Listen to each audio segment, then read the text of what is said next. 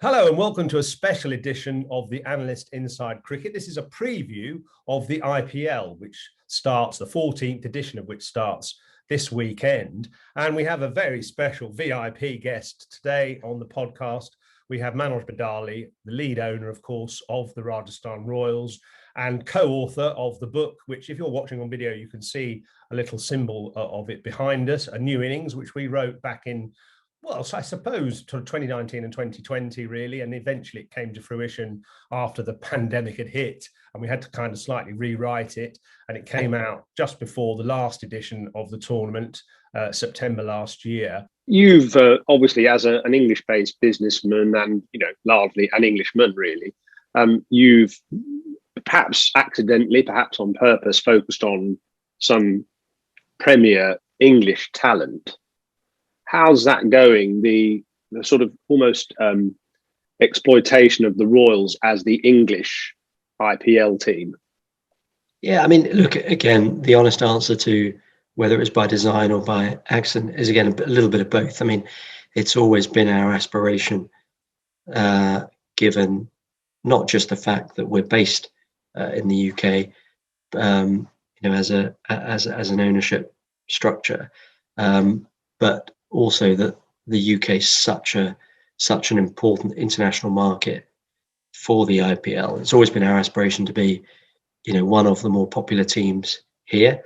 In terms of picking those players that became the backbone of that World Cup winning side for England, Stokes, Buttler and Archer, that was about picking the best players that we thought were available to win the IPL. So that was it's not been a conscious English only policy, because actually there's many risks with picking English players as your overseas contingent, as we've suffered from in the past 2 or 3 years with availability, etc., and the fact that the IPL runs up against the English international season. But I think most against most indices, we do pretty well here in the UK. There's an academy, isn't there? There's an academy base at Leeds. Yeah, we've got an academy at Cobham, which does incredibly well. In fact, our under 15s, our under 17s, and our under 19s play against the county sides and do very well, might I say, against those county sides. So, look, it's going to be something we continue to invest in. But also, we've got an academy now in Dubai, in the Middle East, and the other place you're going to see us very active. We already are active. Is sort of the Caribbean and the US. So you'll see a couple of very important announcements in the next month or two around our sort of global expansion in both those parts of the world. And in the US, we're very focused around an academy network. We've actually brought in, as you know, I've increased my ownership of the Royals quite significantly. And then shortly over the next week or two, we'll be hopefully announcing a further increase. And some of that is backed by and partnered with some US sports investors, because we still think that there's much for us to learn from the NBA and the NFL and those more mature US sports franchises. And our plan since 2010 actually has been for the Royals not to just be an IPL franchise, but for the Royals to stand for a global franchise that really stands for innovation in cricket. And so, we've obviously had our off-field tribulations that's distracted us in that, but I think you'll see us expand our global franchise quite dramatically over the next year. And I suppose you're, in a way, you're a passionate Liverpool fan, aren't you? A little bit of Fenway Sports and John Henry is sort of percolating into your operation here. Is that fair? I think we definitely spend a lot of time trying to study what's going on in the US, and it's not just about what's going on in the US sports franchises. Also, my day job has actually become quite useful in the sense that the thing that is driving the biggest transformation in cricket and sport right now is technology and sort of the digital transformation of sport, if you like. And again, you and I talk about that a lot in the book. But even since we wrote the book a year ago, when you look at the arrival of NFTs, when you look at the arrival of some of the new streaming platforms, even some of the stuff we talked about in the book has happened even more quickly than certainly I thought. So I don't know if it's about modeling ourselves on a particular franchise or a particular individual, but I do think US sports franchise development and US sports league development answers an awful lot of questions, or points to a lot of the answers for other international sports leagues, and so that research and investment in our innovation has to be at the forefront of what we do. You mentioned expansion there. Obviously, the US is a big opportunity destination. What about England, the 100? There's talk of eventually private investment, which is a big theme in the book as well. And actually, by the way, I just mentioned one of the nice things about the judges who are judging this MCC Cricket Society Book of the Year. One of their points was they liked this book because it looked ahead. It looked to the future of the game, whereas most cricket books are historical, looking back at the past. This one very much projects forwards. So projecting forwards, the 100, can you see private investment happening in that, and also Indian players playing in that, which will help its development? Yeah, I mean, look, I think the 100 is a great step forward for the English game. And, it was not an insignificant challenge to pull it off. So I think the first thing I'd want to acknowledge is, to get as far as the 100 is a big achievement by the ECB. That said, my views haven't changed from before the 100 was even conceived, which is one of the reasons that the IPL has been successful is that it encouraged private investment into the franchises.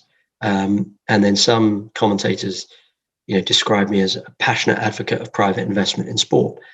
And I always say yes, but with certain nuances, i.e., I think private investment in the right part of a sport. So I think regulation is as important as private investment.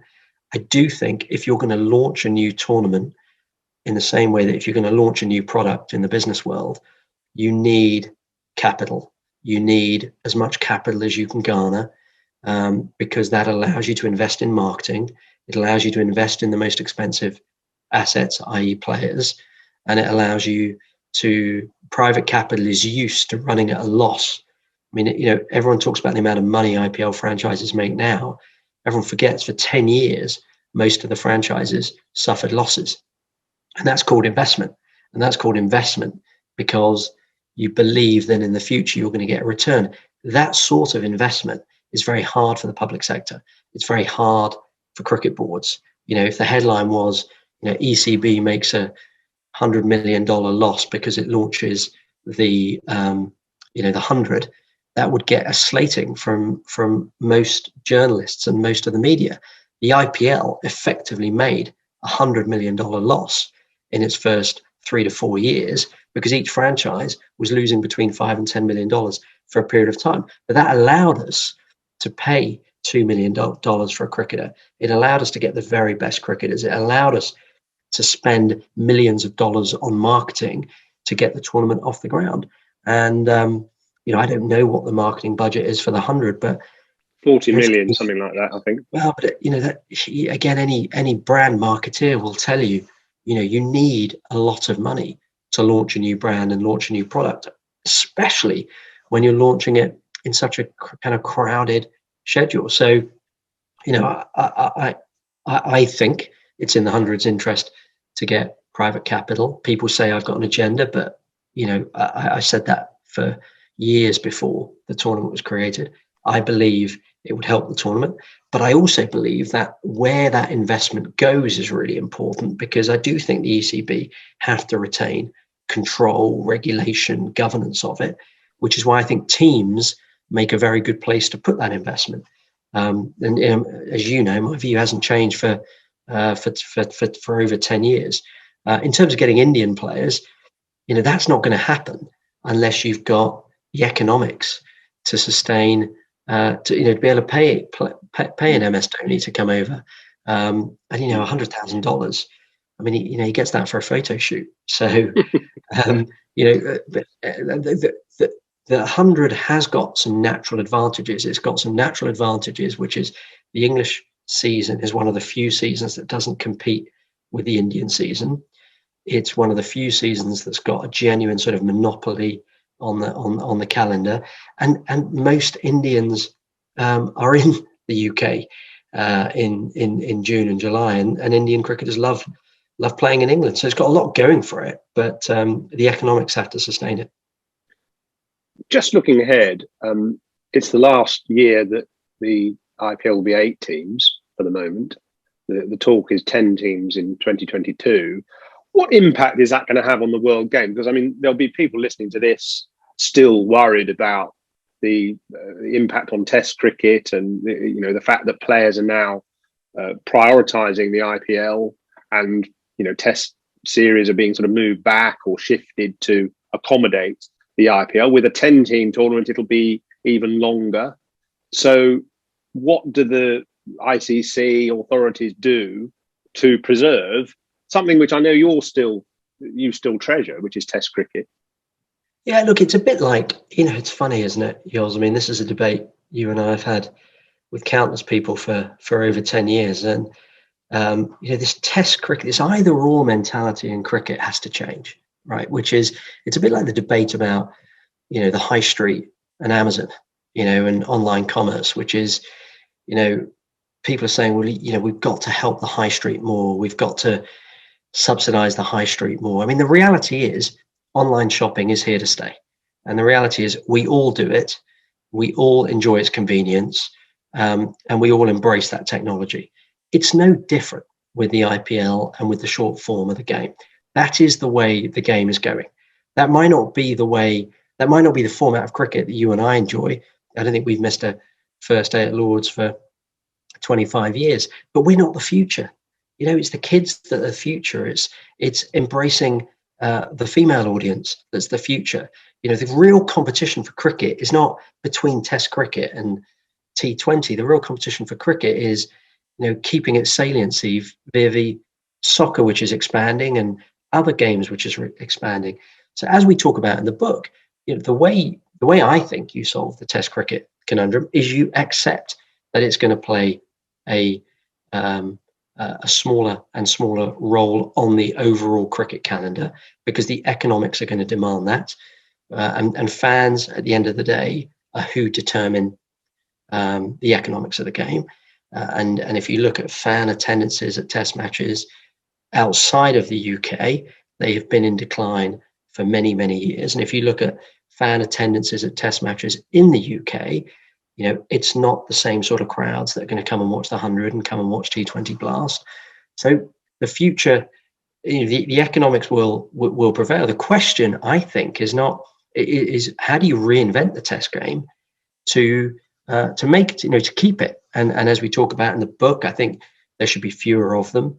You have to look at the stats around the number of games that actually ever make it to 5 days, and ask yourself the question, is the product really diminished if it's 4 days? You have to ask yourself the question as to, apart from wealthy, middle-aged businessmen, how many people can take the whole day off to go and watch a Test match? And should we start them later? And should we experiment more with day-night? And you also have to look at other sports like Wimbledon and the Olympics and say, if there was greater scarcity around the Test match event, would you actually increase the value of the media rights?